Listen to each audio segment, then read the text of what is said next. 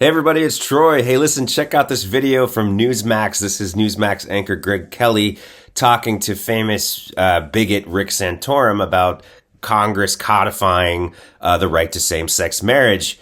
Greg Kelly is super worried about this and the ramifications that it has for society. Check this out. Underlying motivation that we haven't talked about. I mean, look, I know that gay people were persecuted for a long time and they did not have. Is this like payback? You know, I've seen it before in history where those who were oppressed suddenly became the oppressors. And is there an element of that going on? And what's the end game here? What is society going to look like in 20, 30 years?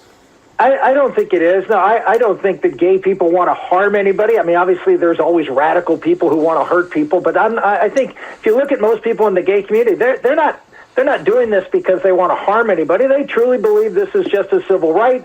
And look, I respect their opinion. The problem is it's being used by those who are in power to further destabilize the family. This dude, Greg Kelly, thinks that the federal government codifying the right to same-sex marriage, which has been legal in this country for almost 8 years.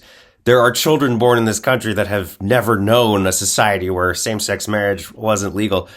This dude thinks that this is some sort of gay community payback against the straight community, codifying their basic civil rights, their basic human rights into law in this country where it's already legal is a payback. Sure.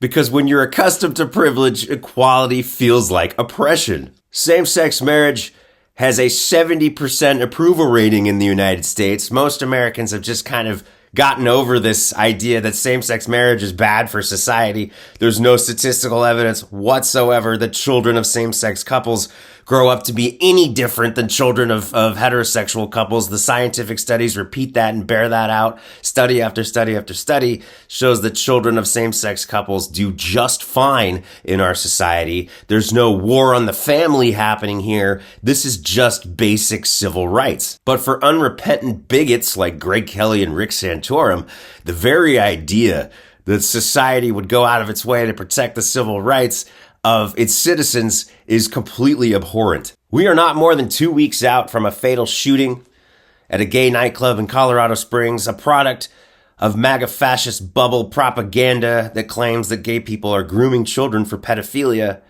in a society with way too many guns and way too many people that have guns that should not have them. We are seeing the very real world consequences of anti-gay hate in this country among the MAGA fascists, not 2 weeks out from that shooting.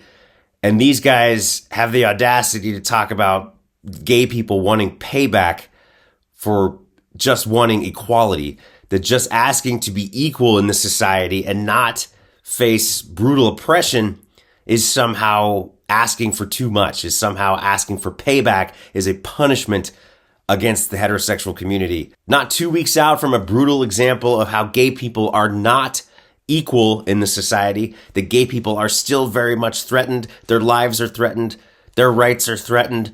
It is still not safe to be a gay person in the United States of America. Not 2 weeks out from that shooting, and these bigots think that gay people have already moved past their oppression to an oppressor phase by asking for basic human rights, basic civil rights that are already afforded to them in this country. Asking that those civil rights be upheld is them moving into an oppressor phase. This is a sick, bigoted, twisted line of thinking that is typical among the MAGA fascist right.